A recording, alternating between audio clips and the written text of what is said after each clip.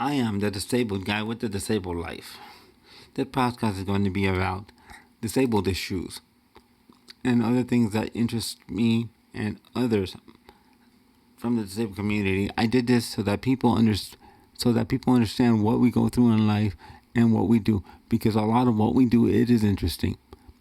I'm also going to talk a little bit about ADA and things of that nature. It's something that's very important to me and something that I learned a lot about when I did an episode. I'm going to talk more about it. Okay. This podcast, it's going to come out at 10 p.m. Saturday and Wednesday. So, at, so that's when that's when I think most people listen. Most people listen at night or have the episodes there for during for the daytime. So let me stop this. Stop. What I'm going to talk about today is something that just occurred to me this morning, as of Friday when I'm recording this. I have a MacBook Pro. They just went to 15.0 with a whole new software update and operating system swap out. So I did this thing, but as a disabled person with dyslexia, being that I use spoken content and a lot of the audio accessibility features, sometimes it doesn't work correctly. And that always concerns me. Another thing that concerns me when it comes to this technology is I use Zoom for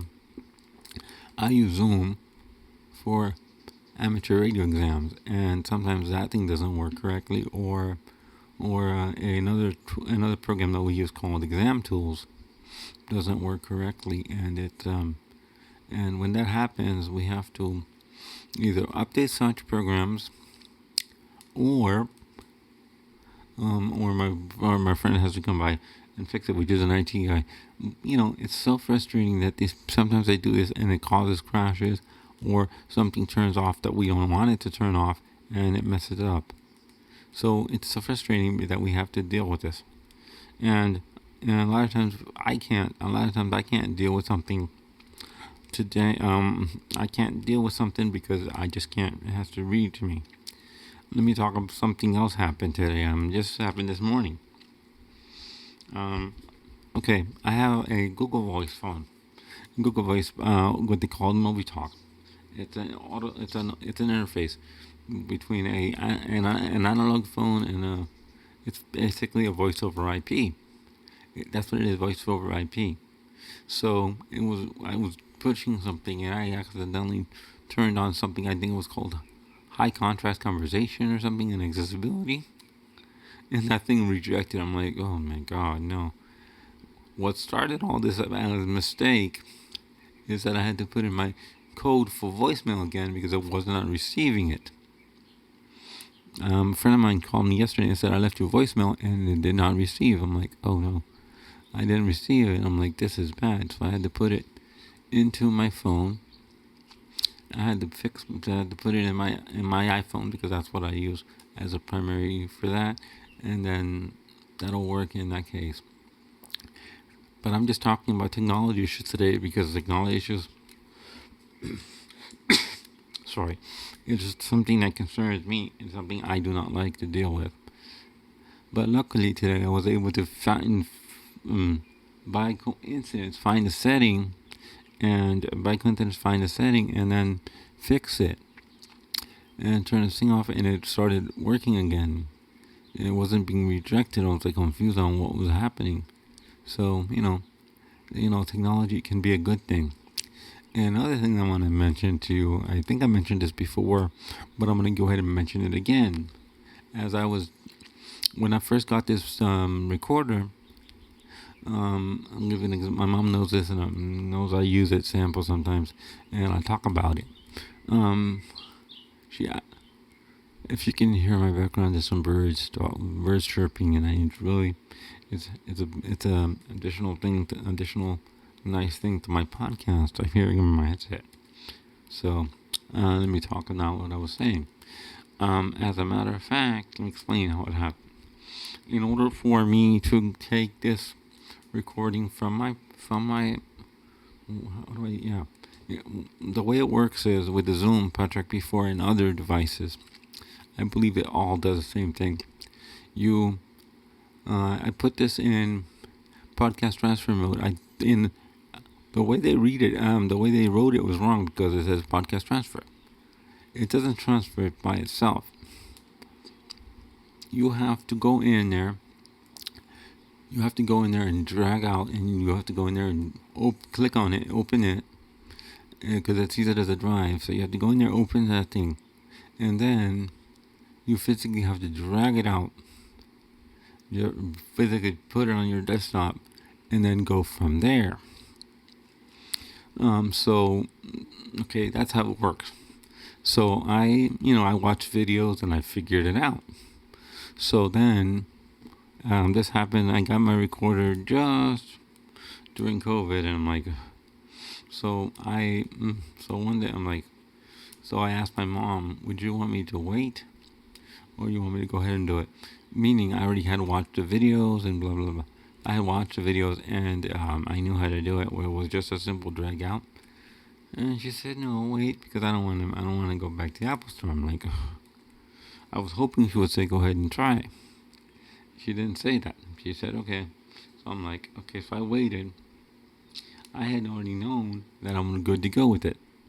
So I had already known. So I'm like, okay. So I waited, and I asked my friend Sim Tech guy, and I showed him, and he goes, you know how to do this. And so she went in there, and my mom, so he showed my mom, we showed my mom that I knew how to do it. But, it's technology is, when I'm older too, I'm 50. But, I figure out things, and another thing that I was able to do,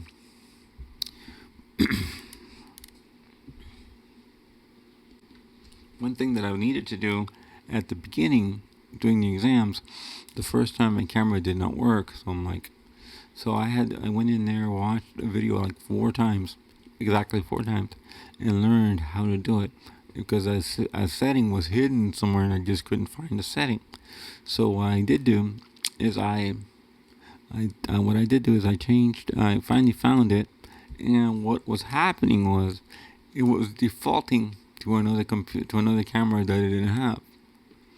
I had to set it to default to my FaceTime camera, which is the only camera that I have and use.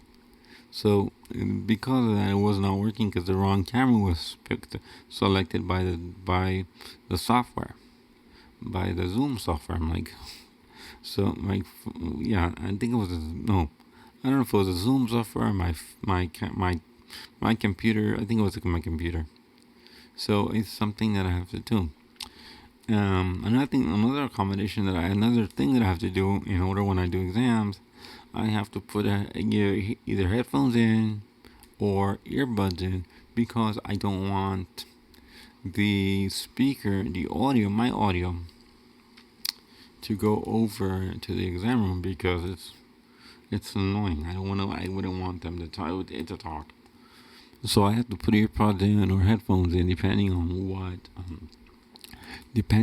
what I have going on, depending on who. For example, if it's silent,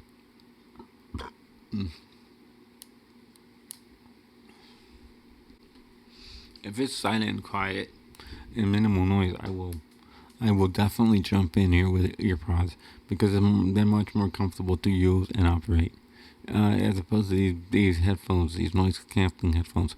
The reason I use these for podcasting is because I want to be isolated from all noise, and I want to be isolated from all noise, and then I want to hear just what is going through my microphone, so I can hear what audio is being recorded without the additional input of another audio source, like a noise, because I want to know. It's because it's something that I need to know, because I want to make sure that my audio quality is what I want it to.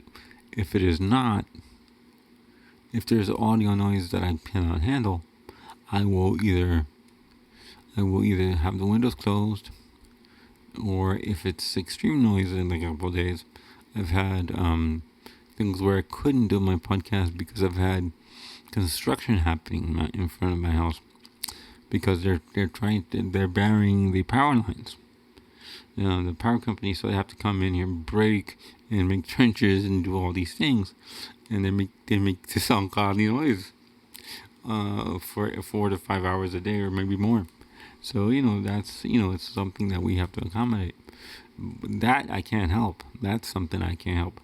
But I can handle a lot of technology issues I can deal with.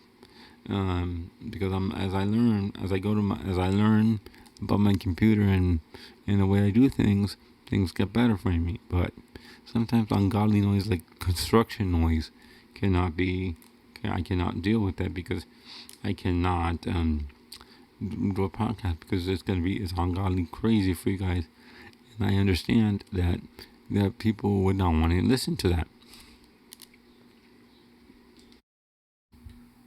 Thank you for listening to my episodes. My episodes will come out Monday and Wednesday. You can listen to me on Apple Podcast, Spotify, and many others, including iHeartRadio. The reason I've done this podcast is to give people a voice,